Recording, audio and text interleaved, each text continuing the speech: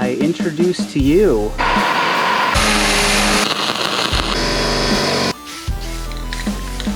the Seahorse. That's right. What's up, Bug Dog Houdini in the garage? If you're like me, you're having a tough go of it right now. Prices are up, productivity is down. It's time we start making our own tools. What do we have here? Broken breaker bar, 15 mil 12 point, and a chunk of the finest rebar I could dig out of the backyard. We're gonna grab the old Hobart God of Lightning and build ourselves a custom Jeep Grand Cherokee tool. Put your bets down in the squawk boxes there. Let's get to work.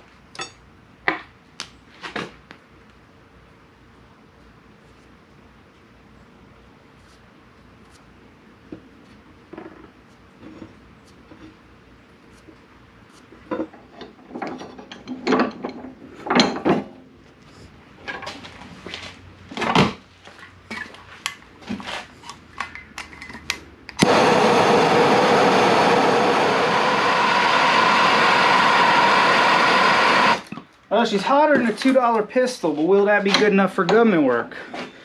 Stands to be determined, or stands to be seen, I don't know. Oh yeah, there she blows, where she stops, ain't nobody knows. It's a beautiful thing. Love it when a plan comes together. That's one.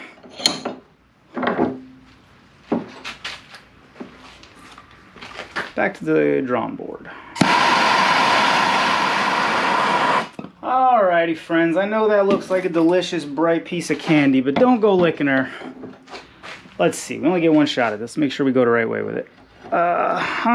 And oh, okay, like, oh, there she goes. I'm not gonna lie to you, that rebar started to give way a little bit, but that's okay. Do you want to know why? Because we've got a welder.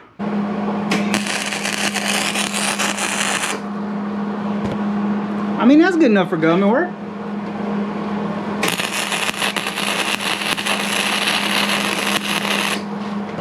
It ain't rocket surgery. It's a piece of rebar and some dirty old Jeeps. Alright friends, a wise man once told me, measure twice, cut once. But that doesn't make any sense to me because the fun part isn't the measuring, it's the cutting. If there's anything I want to do twice, it's the cutting. So we're going to measure half a time and cut as many damn times as we want. Because we're out here in the garage, the main goal is to mess around with some power tools. So we need to flatten out about, let's call it this area. Oh, I'm melting my marker. Apparently that's a little warm. Okay, we gotta melt that area out. Just flatten her down. On the opposing end, let's see, what would you do? WWJD. What would I don't know. Now, there's an argument to be made for planning this out a bit. We don't have time for rational solutions. Ladies and gentlemen, I got a real quick side mission for you. Your eyes, they're important. Now, you know me as a hack, the kind of guy who will take the path of least resistance over the high road pretty much any time. The easy way, the quick way, the let's do this right quick, I know there's a better way, but this is how we're gonna do it way, whatever have you. There's one place where I don't cut corners, that's with my eyes. Eric will tell you I'm kind of a safety goat when it comes to stuff like your OHAS. I've been looking for good safety squints, the kind that you'll forget are on your face for about, oh, I don't know, how long have I been alive? 33 years. And I finally found some, got them from the Slamazon. They were about 12 bucks, I think. I'm gonna leave a link down below. Yes, it's an affiliate link, so if you choose to buy some, I get 12 cents out of it. Thank you very much. I do appreciate it. That's not why I'm telling you. I absolutely love these. They have a bunch of different colors. I don't know why I got the off skin color, but I probably wouldn't do that again if I could do it again. Anyway, point being, just wanted to share this with you. This is a little W right there. A little win, little fashion tip. All right? This is what they're all gonna be wearing in Milan this year.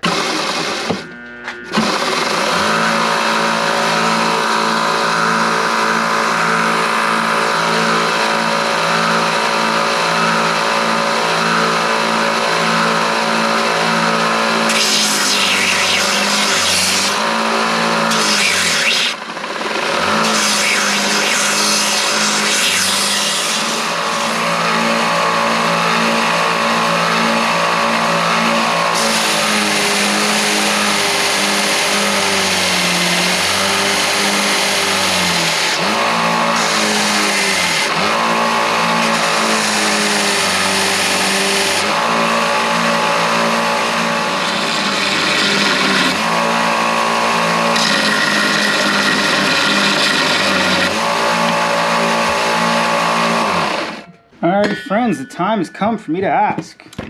Do you know what we're building yet? You don't? Still? My goodness. Not exactly quick on the uptake, are you? It's alright. It's gonna start coming together soon. Let's see now. This side gets this guy. Will it sit on there? Probably not, because I chamfered the ends all the way to Kingdom Come.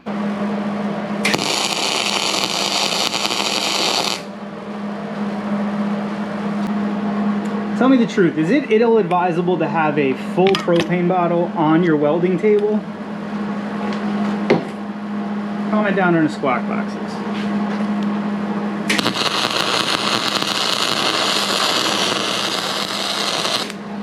Well now, that may have got a little out of hand, but she was burning so nice I decided to just keep letting her roll on along. See if we can do that on the other side, and we might have some real positive affixment, which of course is the goal of welding.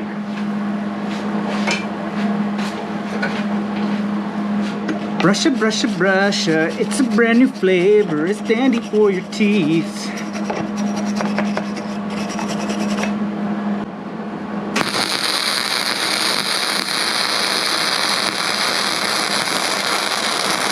Oh man! I lit my boot on fire from the inside out. Holy Halliburton! It got hot, bud. I don't mind telling you. Christmas. Okay, yeah. I was talking all that mess about safety earlier. Welding in synthetic shorts with wildly open boots is not exactly OSHA approved. That little zapper doodle, I mean, it wasn't a biggin, but it got down in there somewheres. Anywho, back to the task at hand. We're not going to let a little singed toe hair dissuade us from our mission.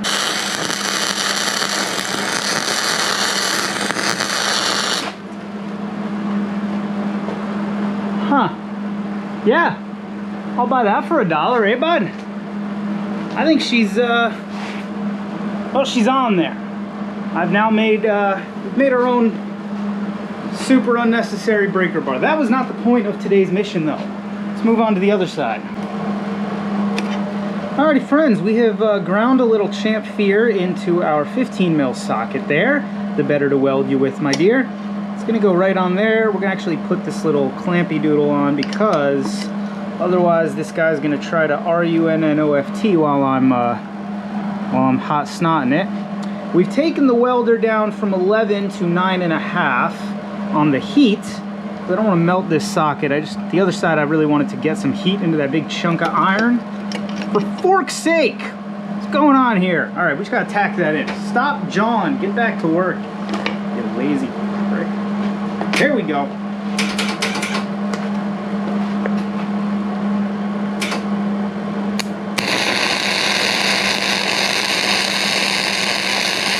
Ooh, I like that. Lots of heat, not a lot of wire speed. Maybe a little more wire speed. 9 3/4. All right, there we go.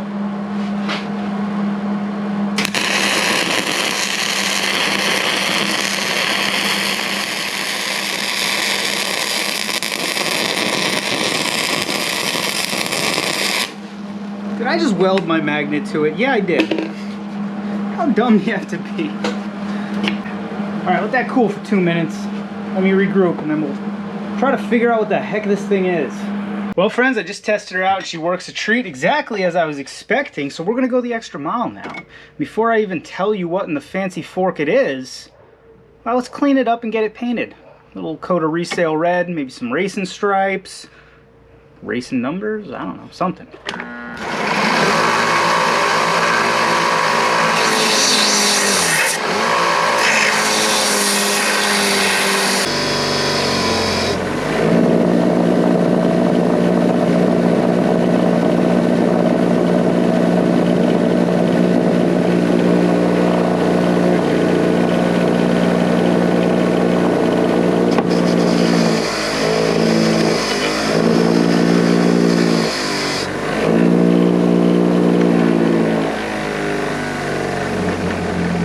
Alrighty friends, that is more than enough of that.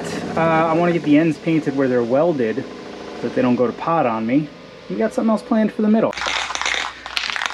Alrighty friends, this may be the worst framed and lit shot in the history of YouTube, but we shall persevere regardless.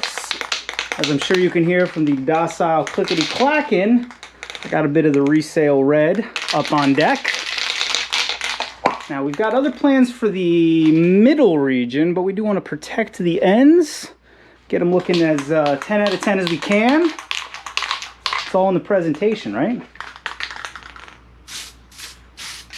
Alrighty friends, it's about 110% humidity here in Dirty Jersey tonight. Boy, I really did a terrible job with this shot. I apologize. Take my word for it though. That tool thing we were making, it's somewhere in the shot and we're painting it red. Well, 2/3 of it red. Now that we have the light coat, I'm trying to remember what they call that. Skim coat? No, I don't know. A dusting? Whatever. Call it whatever you want. I don't care. The point is you get this light coat that dries almost immediately and it gives you this great, I don't know, it just produces a really good finish. Why am I explaining this so darn much? And now you can go back and you can really shoot it on there. Now, especially when you're painting over crappy, no shielding gas MIG, you want to get it from all angles because there's going to be all types of divots and whatnot. I lied, actually. You guys want to see my secret weapon for painting? Doesn't matter if it's January or July. This is the key if you are a driveway fabricator like me. The furnace room. So we got an old Utica boilers. Shout out to my folk, my kin. Utica boilers, you know, it turns liquid dinosaurs into heat and noise. The point is, this is probably the driest, hottest room in the entire house. So whenever I'm doing one of these projects, I go ahead and hang my my guy in here for a few days. Now this is particularly effective in the winter when this thing's running damn near non-stop, but it's probably 80 degrees in this room and significantly less humidity because of this bad boy. And I run a dehumidifier in the basement. That little... Anyway, point is, whether it actually helps or not, I've fooled myself into thinking that this is basically better than powder coat, so it's really all you need to know. Alrighty friends, it's been about a week since last we spoke, and may I introduce to you the Seahorse. That's right, one-of-a-kind technology. Can you tell what it is yet? Huh? No, it's not a Seahorse. Well, I mean, could be, right? No, serpentine belt tool for the 4-liter and the 4.7. Let me show you what I mean. So what we have here is a greasy old 4-liter, and as you can see on the late model 4-liters, like came in your TJs and your WJs, you have a 1/2-inch belt tensioner. There you go. So at the start of the project, you've got to take the fan belt off, you got to find a breaker bar, a socket or something, but I'll tell you what, having all this leverage on this guy that sticks all the way up above the fan shroud, it's kind of 10 out of 10. Get her locked down in there, and there you go. Ultimate control. This is not where this tool really shines though. Now here we have a Jeep Grand Cherokee with the 4.7-liter V8. This is the same for the 3.7-liter V6. Instead of having that 1/2-inch, you have a 15 mil socket. Okay, no big deal.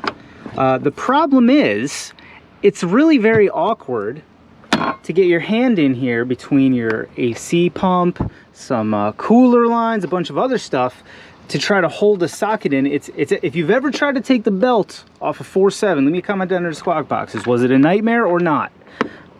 Not anymore. This guy, look at this, ultimate control. Pull it right like that. Pull your belt off. If you had to, you could even bungee this that way. Huh? Right? That's how much leverage you got.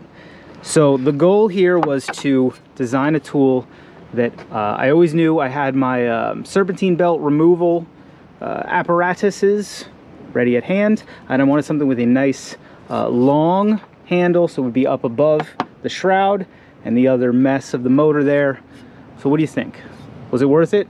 The actual time creating this tool, if you exclude the hour I spent wrapping it with paracord, because that's just sort of how I roll.